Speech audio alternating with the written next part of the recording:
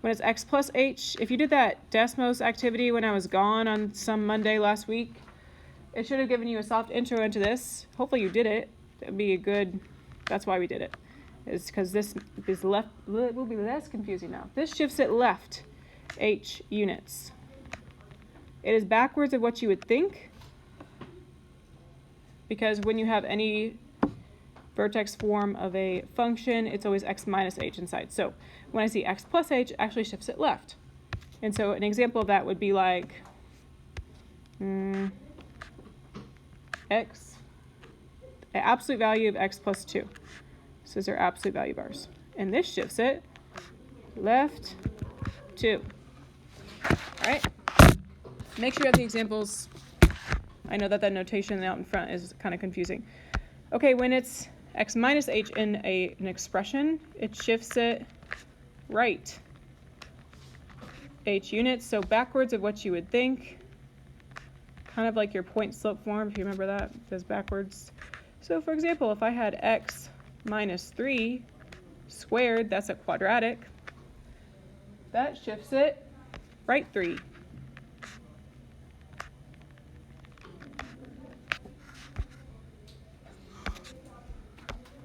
All right, your next guy. When the plus or minus is outside of the expression, like at the end, will be on the right side typically, then it's going to shift it up or down. So this guy goes shift, this is what does what you think, shift up k units, whatever that number is. So for example, the absolute value of x plus 2, this would shift it up 2.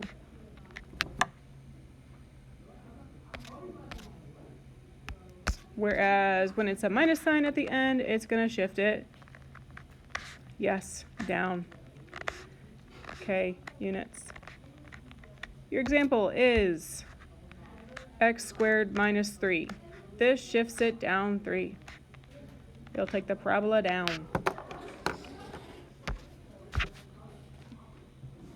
All right. I don't expect you to memorize it today. It will happen with time. So use your notes in the meantime. That's why we're taking the whole week on this and try to do it in pieces so it's not all together. So if you look at number 1, you see the bars. What are those called again? Absolute value. So that PF stands for parent function. I don't know if that's, so when I say PF, name the parent function, describe the transformation. So the parent function here, PF, because that'd be a lot to write out, is absolute value. You can abbreviate it abs value if you want, but these are notes, so make sure you understand it's actually absolute value, which we'll be graphing here next week. Okay, so that shifts it which way? Left 4. Great. X squared minus 5. This is a power of 2, and so it is quadratic. You may or may not remember that from Algebra 1. When it's a power of 2, then it makes a parabola, which you see graphed, I think, on number 4. Yes, this is a quadratic. That's what it makes, and it goes down 5 because the 5 is after the expression. It's outside of it. It's at the end. Okay, don't let me down here. Y equals mx plus b. This is going to make a line. It's called linear. You know this guy. It's going to shift it up 1, or it actually could be right as well. No, not right. Hold on. Left. Because you could technically put parentheses around this, and it would show it as left. Okay. So whenever you have a line, whatever you shift it up or down, also shift it left or right. I usually just say up 1, but technically it's left 2. All right, if you could look at number 4 for me. This was a lovely quadratic function. and it has moved. Typically, a quadratic is the parent function is graphed starting at 0, 0. Which way did it go? Went left. 1. The vertex got shifted 1 unit to the left. So left, 1. You're just listing out the transformation, okay? Number 5, okay, you can do this. What is it? It's a line, so it is linear. And this linear function has gone down, also right. You can pick one. Usually down is the thing I focus on since you're usually paying attention to the y-intercept, so down 2, or you could say right 2 technically, but I'm just not going to. Okay, and you can kind of barely see it, but this is a number 6. We've not graphed these yet. This is called an absolute value.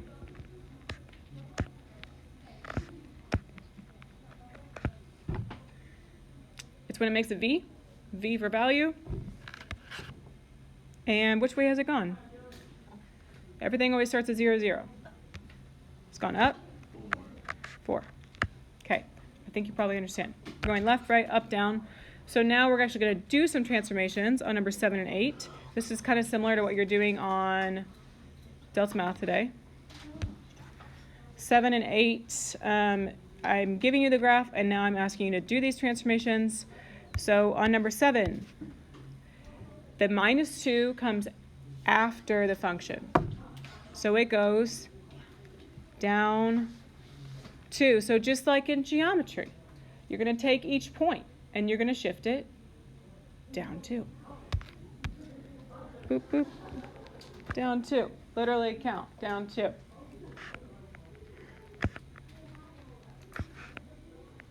So that you have the same exact graph, just in a different location. It has done a slide.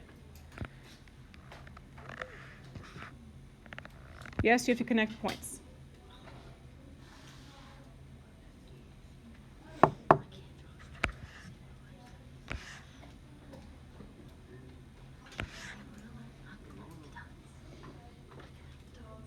Okay, look at number 8. This one is fun because it does both. So you have x plus 3 in the expression and a plus 1 outside. What's the x plus 3 do? Left or right? Left. Does opposite of what you'd think. You'd think it would go right 3, but it actually doesn't. It goes back the opposite. Left 3 and up 1.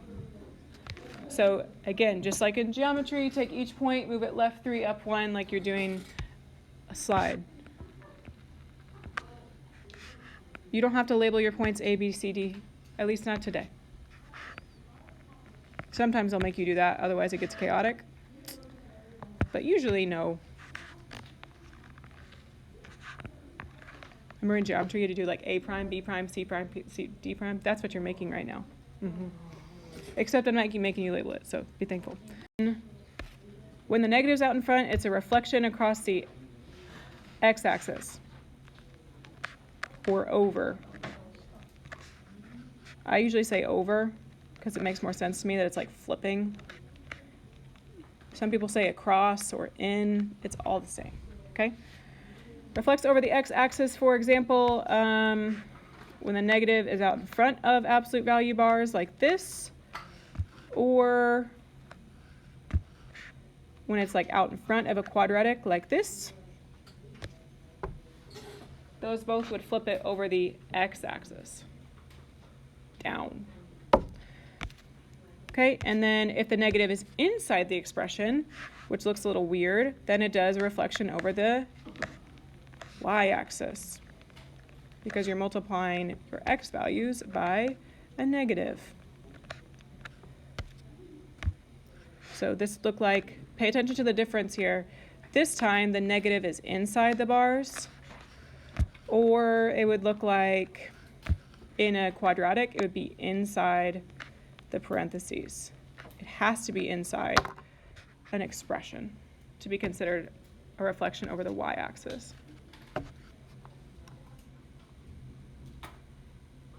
So we'll do these lovelies 9 through 12. Okay, again, PF stands for parent function.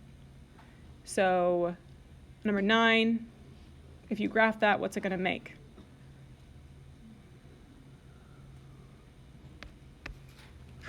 It's 1x plus 0. It's a line. It's linear. And you don't necessarily need all that. I'm just trying to show you it's y equals mx plus b. And it's also linear because it has an exponent of 1. Anything that has an exponent of 1 be linear. Okay, it does what kind of transformation? The negative's out in front. What kind of reflection? X-axis or y-axis? X-axis. X-axis reflection. Okay. Number 10, you have bars. It's called absolute value. And since the negative is out in front, it reflects over the x-axis.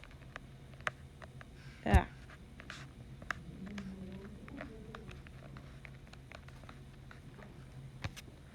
And lastly, you have because it's squared, it's called a quadratic.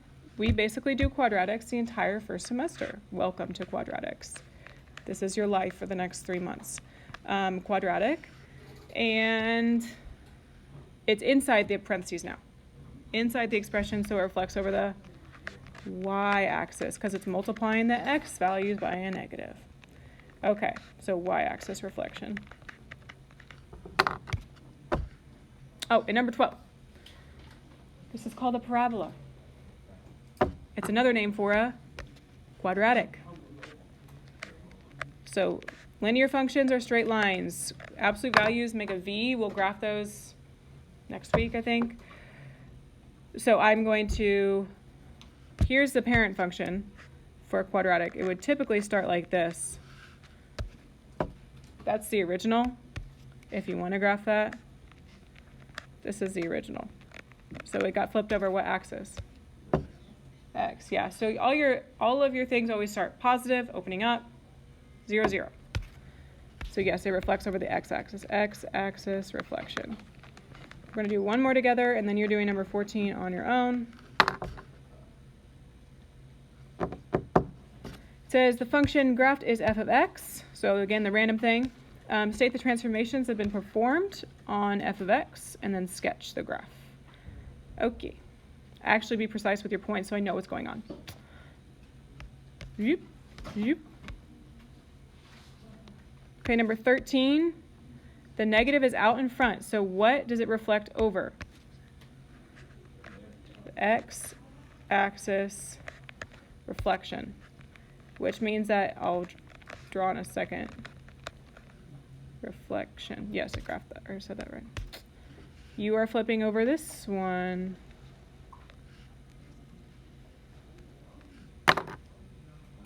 So you need to count how many, if you remember from geometry, you're counting how many away you are from the line of reflection. So 1, 2, and so I bop 1, 2 the other direction. This one starts at the top, so it's 1 above, so I bop 1 below. So you just need to go to the other side of the line the same amount as it is away from the line of reflection. So that one is 2 away, 1 away, 1 away, 5. There we go. You'll notice that it changes your y values to be the negative version of it. Okay.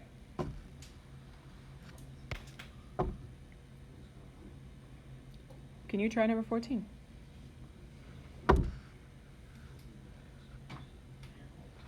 I think this one looks pretty cool when it's done. Number 14. I'll do it on the board, but I bet you can do it yourself.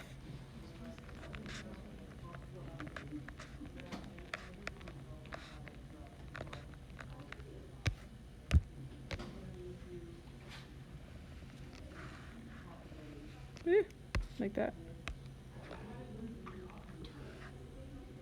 Make sure you're going across the y-axis and not the x-axis, please.